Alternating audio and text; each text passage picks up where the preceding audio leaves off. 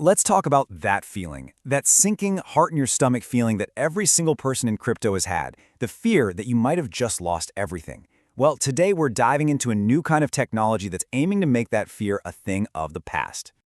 I mean, just think about that for a second. What if a stolen password, a hacked computer, or even losing a hardware wallet didn't mean it's all over? That's the game-changing promise we're going to unpack right now. All right, so before we can get to the solution, we've got to really understand the problem. And for pretty much all of crypto's history, the biggest problem has been this one single point of failure. Look, self-custody is what makes crypto, well, crypto. The idea that you control your keys, you control your crypto is incredibly powerful. But, as we all know, it's a massive double-edged sword. That one private key, that one little seed phrase, is literally everything. If it gets lost, or if you click on one wrong phishing link, poof, it can all be gone. Forever, and there's no bank to call to get it back. Now, when the stakes are that high, you can bet that people, smart people, started asking, isn't there a better way to do this? A safer, more forgiving way to manage our own digital stuff? And that search leads us to a guy named JP Thor, the creator behind THORChain. You see, after years of using the best tools out there, hardware wallets, complicated multi-sig setups, he realized they still weren't good enough. They were clunky or they still had weak spots.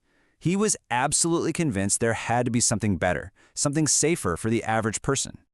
And the answer he landed on is a really powerful new idea, the multi-factor wallet. So we're going to explore this whole concept through a project called Vultisig. It's basically a new kind of wallet that was built from the ground up to solve that one core problem we keep talking about, getting rid of that terrifying single point of failure. So what on earth is a multi-factor wallet? Honestly, the easiest way to wrap your head around it is to think about the two-factor authentication, or 2FA, you probably already use for your bank account or your email. You know how you type in your password and then your phone buzzes asking you to approve the login? Yeah, it's that exact same idea, requiring more than one check, but built right into your crypto wallet. But here's where it gets really, really clever. Traditional 2FA usually combines something you know, like a password, with something you have, like your phone. This new multi-factor approach for crypto takes it to another level. It's based on something you have plus something else you have. Think your phone and your computer. By doing this, it completely removes the weakest link from the chain, that vulnerable password. Okay, so how does this actually work if there's no single private key? Well, the mechanics behind it are actually pretty brilliant.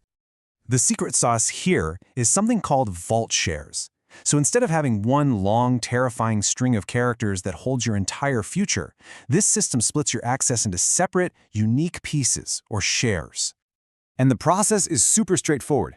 First, you create your vault.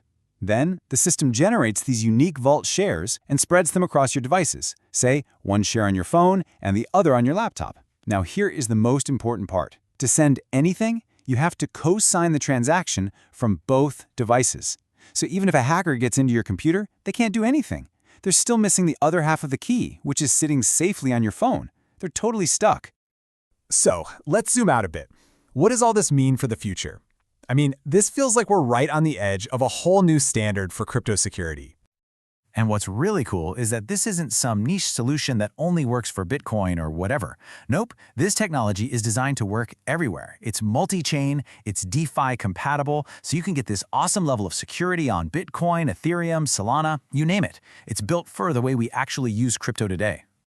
At the end of the day, it all comes back to this. That absolute nightmare scenario, clicking a shady link in an email and watching your wallet get drained in real time, is basically neutralized. Because even if one of your devices gets completely compromised, the thief is still missing the other piece of the puzzle. Which, brings us to a final really big question.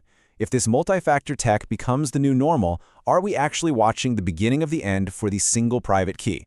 Could this be the shift that finally makes self-custody safe enough for everyone to use? Definitely something to think about. Thanks for tuning in.